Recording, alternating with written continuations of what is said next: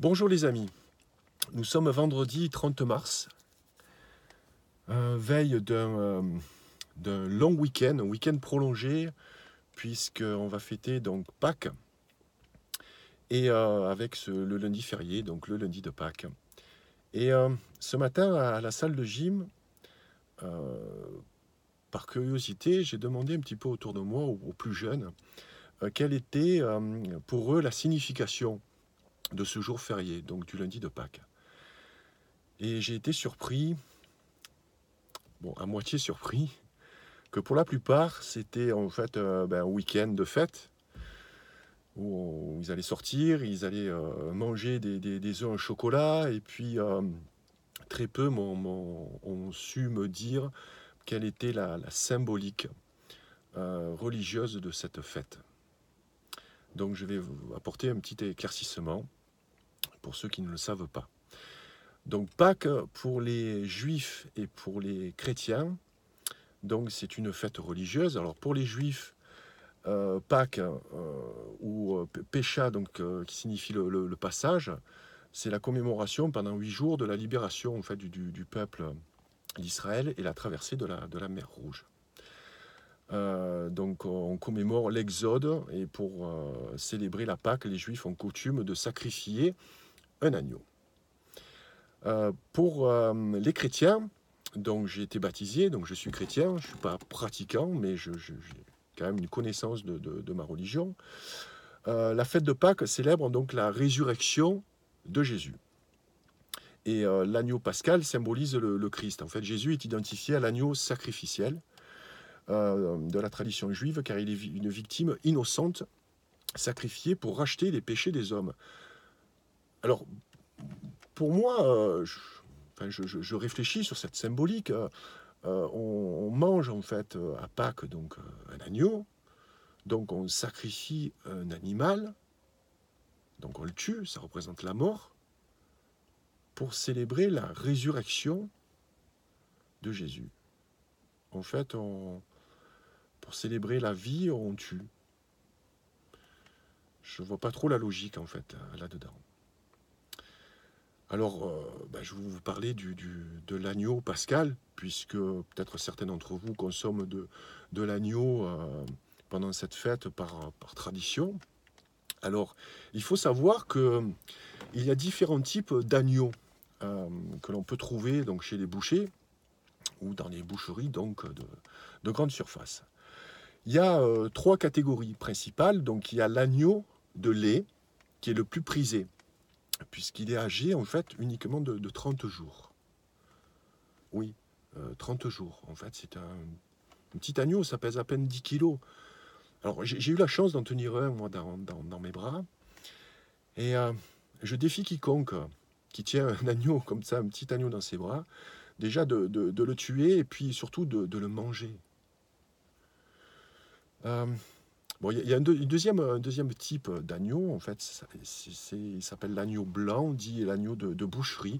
Alors, c'est celui qui est l'agneau le plus consommé en France. Donc, lui est âgé de 70 à 150 jours. Bon, c'est encore très jeune, il pèse à peine 25 kilos lorsqu'on l'abat. Donc, lui, il est élevé aussi au lait maternel. Et ensuite, on lui donne donc des céréales ou du foin pour rendre sa chair blanche et tendre, avec un goût un peu plus prononcé que l'agneau de lait. Le troisième agneau, en fait, c'est un agneau d'herbage.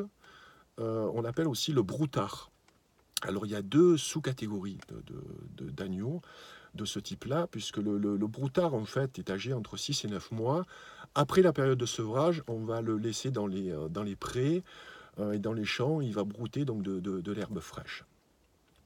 Donc il y a une autre catégorie qui est abattue aussi entre 6 et 9 mois, mais c'est l'agneau, lui, de bergerie, lui qui est un agneau qui ne voit jamais le jour, en fait, hein, qui va rester à l'intérieur. Donc ça, c'est le vrai élevage industriel.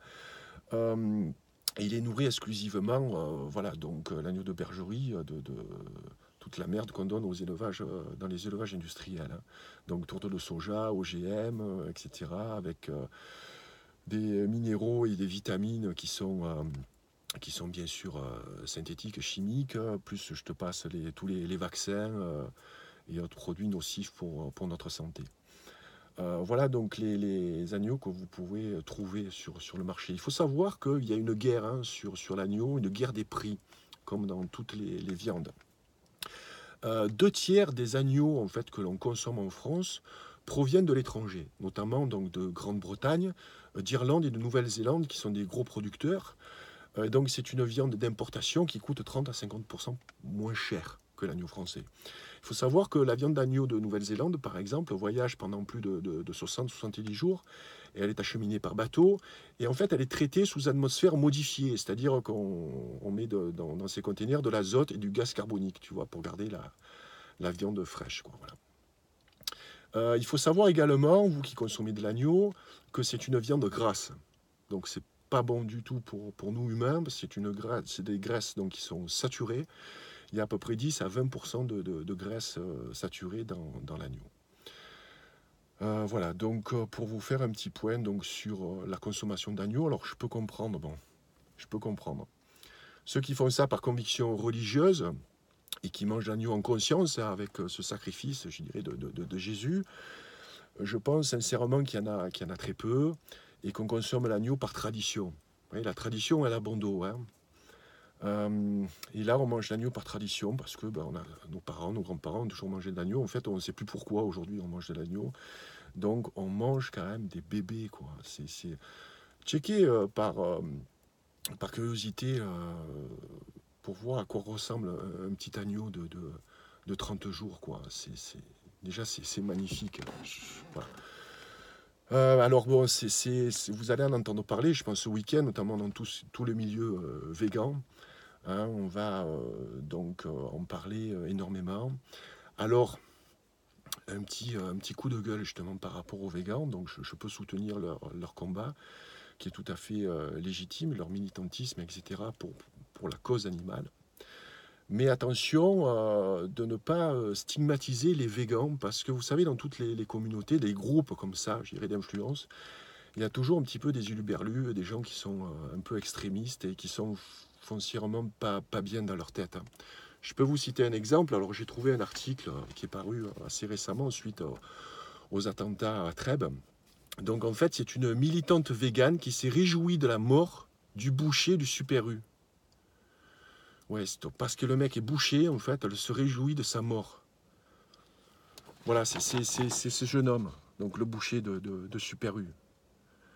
Donc avant d'envoyer ce type d'ineptie, alors elle s'est fait gauler parce que bon, on a chopé son message sur Facebook, elle est passée, je dirais, en jugement très rapide puisqu'elle a été condamnée à la prison avec sursis.